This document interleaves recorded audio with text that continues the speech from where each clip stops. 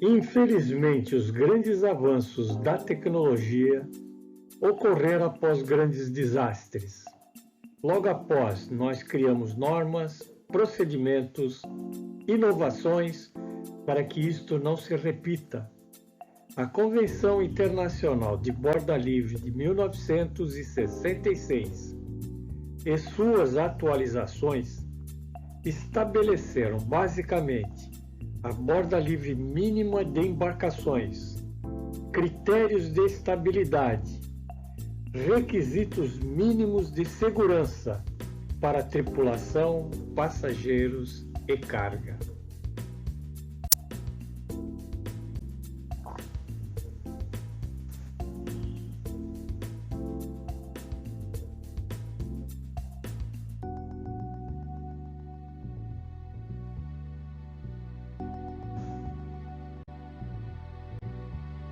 Caso alguma imagem ou vídeo desta apresentação seja de sua autoria e você se sentir prejudicado, por favor me avise pelo e-mail barile@gmail.com.br e eu retirarei imediatamente da minha apresentação.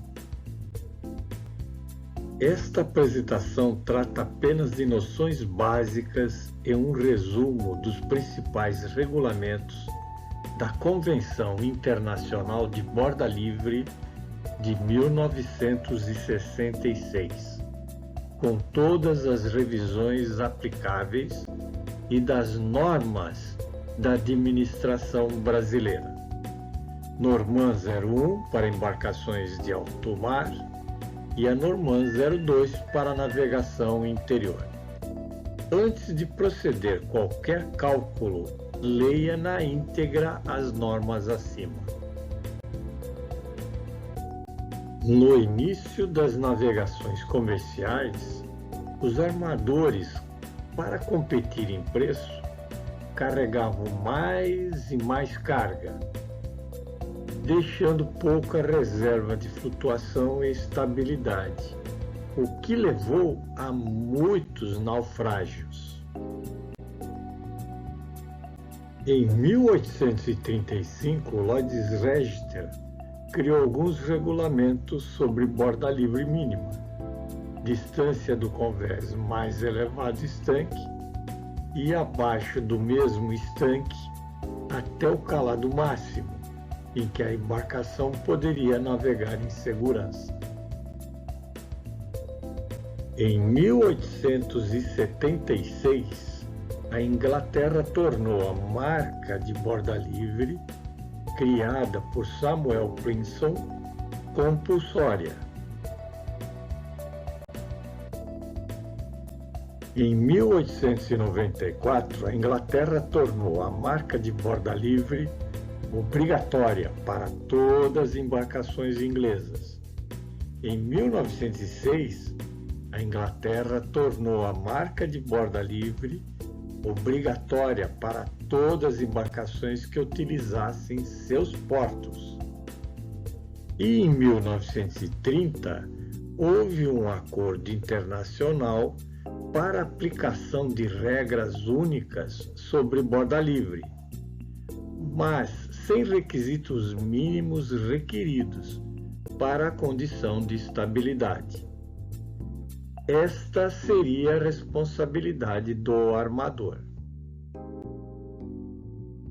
Em 1966, a International Convention of Load Line, ICLL 1966, concluiu a revisão de todas as regulamentações de borda livre internacional e incorporou os requisitos mínimos de estabilidade requeridos.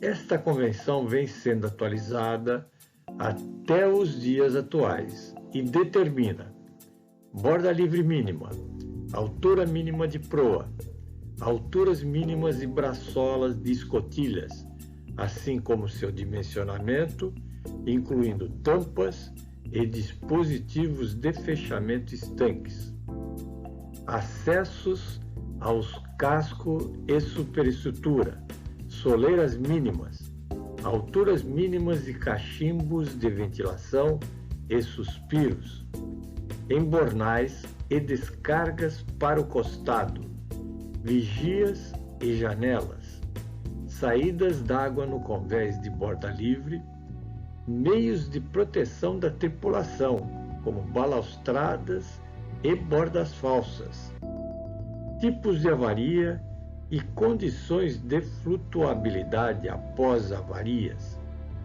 e condições mínimas aceitáveis de estabilidade após a avaria.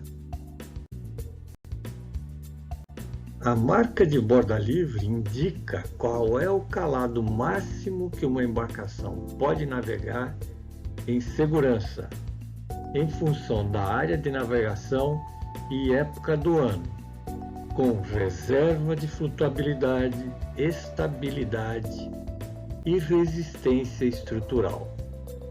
Para embarcações navegando somente em águas territoriais da bandeira de registro, as regulamentações a serem seguidas são as da bandeira do país. No nosso caso, são ditadas pela DPC, que é signatária da Convenção de 1966 e suas emendas. A presente convenção se aplica a embarcações navegando em águas do país cuja administração é signatária da convenção, navegando em águas internacionais, registradas ou não, navegando em águas do país que é signatário da convenção, e não se aplica a embarcações de guerra, embarcações com menos de 24 metros, navios existentes construídos antes de 21 de julho de 1968, com menos de 150 AB, iates de lazer não empregados em navegação comercial, embarcações de pesca, e também não se aplica a embarcações navegando nos grandes lagos da América do Norte e Rio São Lawrence, no Mar Cáspio, no Rio de la Plata, Rio Paraná e Rio Uruguai.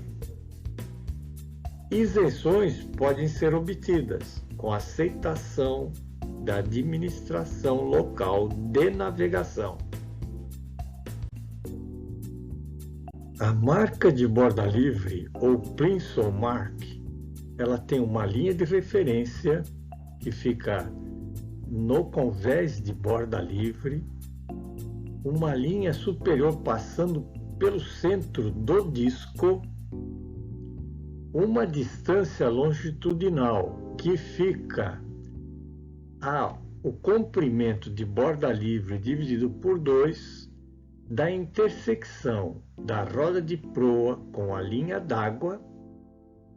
Nesta posição aparece a classificadora responsável pela construção e pela determinação do disco de borda livre. São várias classificadoras no mundo todo. E as posições das marcas sazonais, que dependem da densidade e a temperatura da água. Essa marca fica a 540 milímetros para avante do disco de borda livre.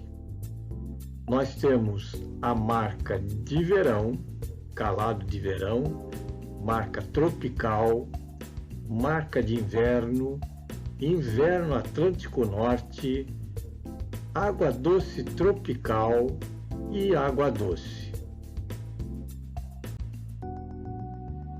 Classificações para as embarcações que carregam madeira, classificadora de registro, e atenção especial, as marcações devem ser fixas, chapa sobreposta ou solda com pintura, e na cor amarela ou branco, sobre fundo escuro, ou preta sobre fundo claro. O calado depende da densidade da água e esta é função da área de navegação e da época do ano. Como vimos, ao lado do disco de borda livre temos as marcas sazonais. Este mapa apresenta as áreas de navegação e épocas do ano. Maior parte da costa oceânica brasileira se situa na área tropical. Vamos ver algumas definições importantes para continuarmos esta apresentação.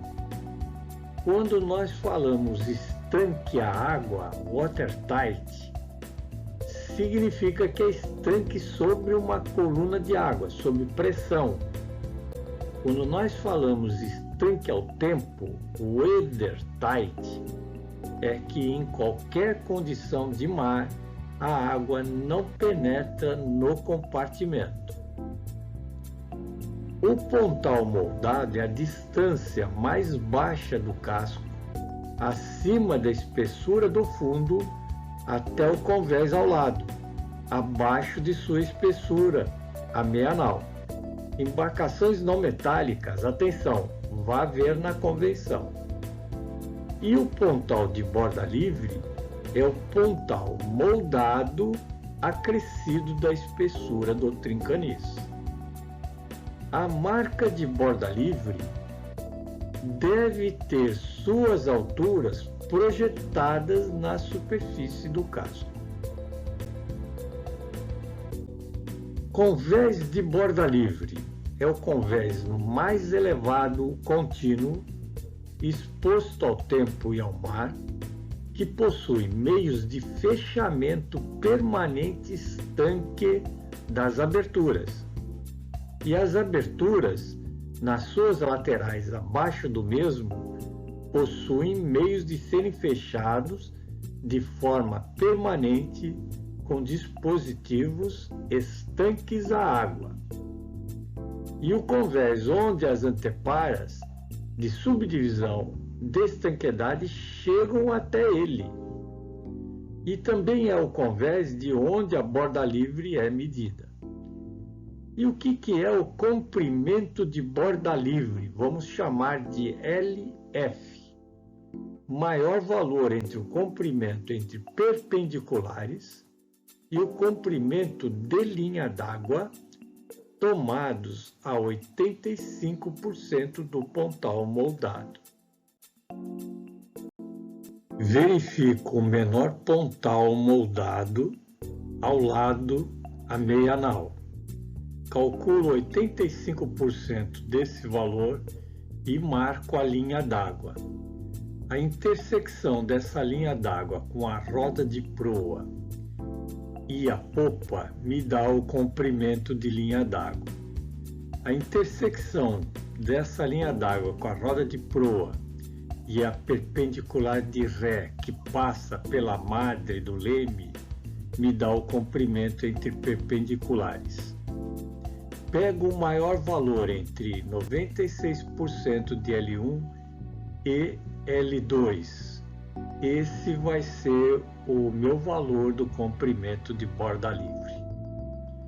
O valor do comprimento de borda livre dividido por 2 vai me dar a posição do disco de borda livre a partir da intersecção da linha d'água com a roda de proa.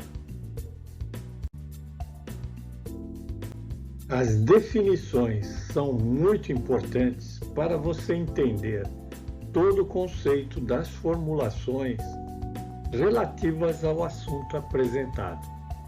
Superestrutura é uma estrutura com um convés acima do convés de borda livre e suas laterais não podem ficar afastadas mais do que 4% da boca máxima do casco.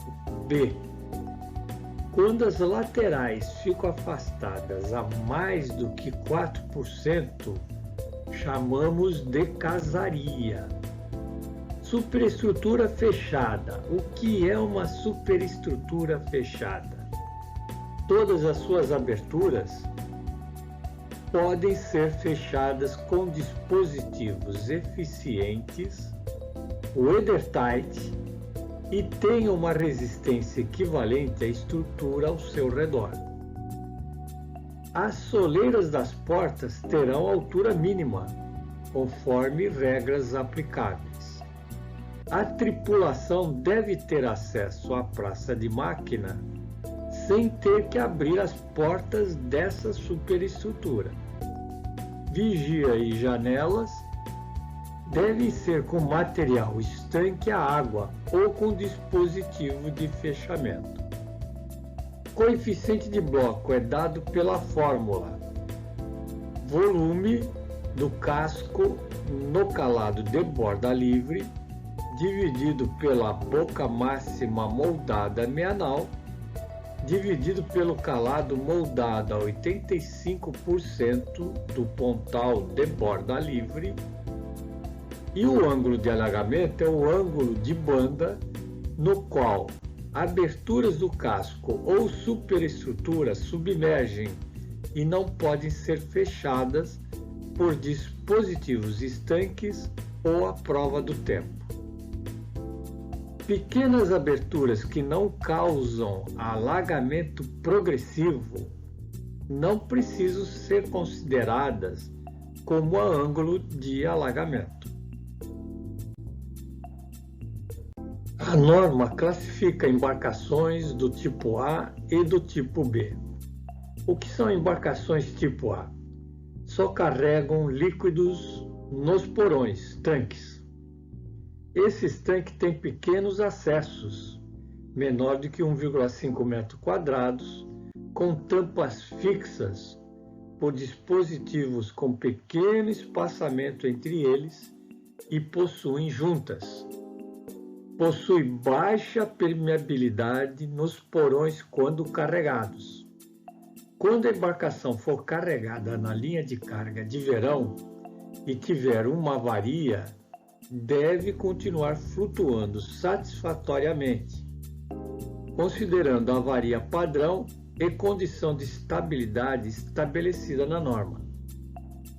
Estabilidade em avaria será requerida para L maior do que 150 metros e a embarcação deve continuar flutuando em uma condição de equilíbrio satisfatória após a avaria de um compartimento ou compartimentos, assumindo uma permeabilidade de 95% para o compartimento avariado. E o que são embarcações do tipo B?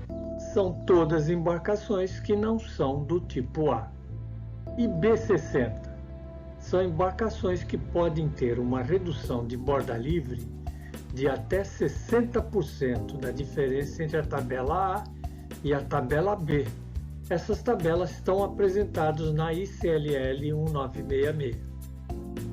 Para embarcações entre 100 metros e 150 metros, devem atender às seguintes condições.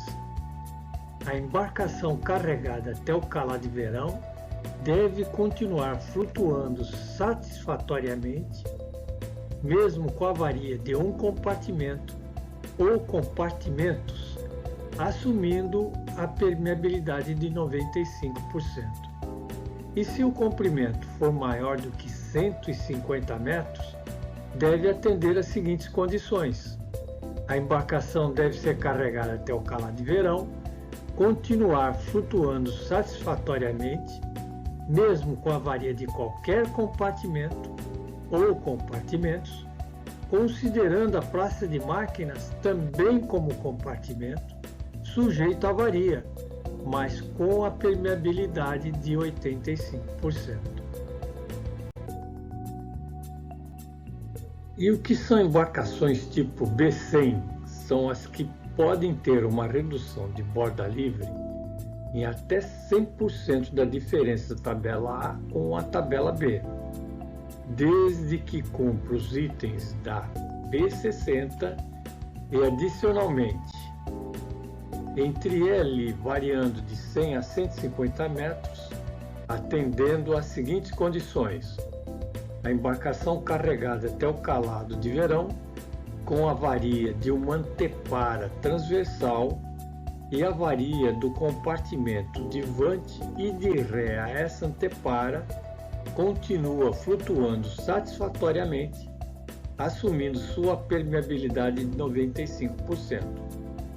Essa avaria não se aplica às anteparas limites da praça de máquina. Para L maior que 150 metros, atendendo às seguintes condições: a mesma condição acima, mas considerando a praça de máquina como um compartimento sujeito à inundação, mas a sua permeabilidade deverá ser considerada como 85%. Qual a condição de carregamento a ser considerada numa condição de avaria? Embarcação carregada no calado de verão, carga homogênea, consumíveis podem estar a 50% da capacidade, considerando um par de tanques de cada consumível com máxima superfície livre. E qual é a avaria a ser considerada? Extensão vertical da linha de base para cima, sem limite vertical. E a extensão transversal? O valor mínimo entre a boca dividido por 5 e 11,5 metros, medido transversalmente do costado para dentro. Mas, se uma extensão transversal for menor e for mais crítica, essa deve ser investigada. E a extensão longitudinal? Um compartimento. Critério para aceitação de equilíbrio satisfatório após a avaria. A linha d'água final deve ficar abaixo de qualquer abertura que leve à inundação progressiva. A banda final para a avaria simétrica deve ser menor que 15 graus.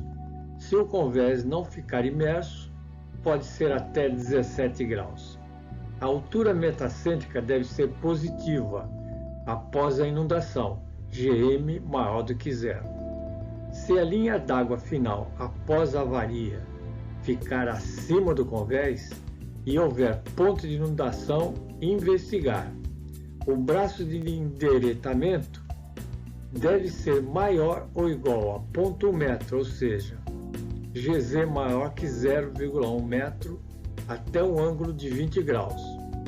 A área sobre a curva GZ vezes θ abaixo desse ângulo deve ser maior do que 0,0175 metros radianos. Deixamos aqui uma bibliografia para quem se interessar em aprofundar nesse assunto. Estamos terminando mais uma apresentação de Conceitos Básicos de Engenharia Naval.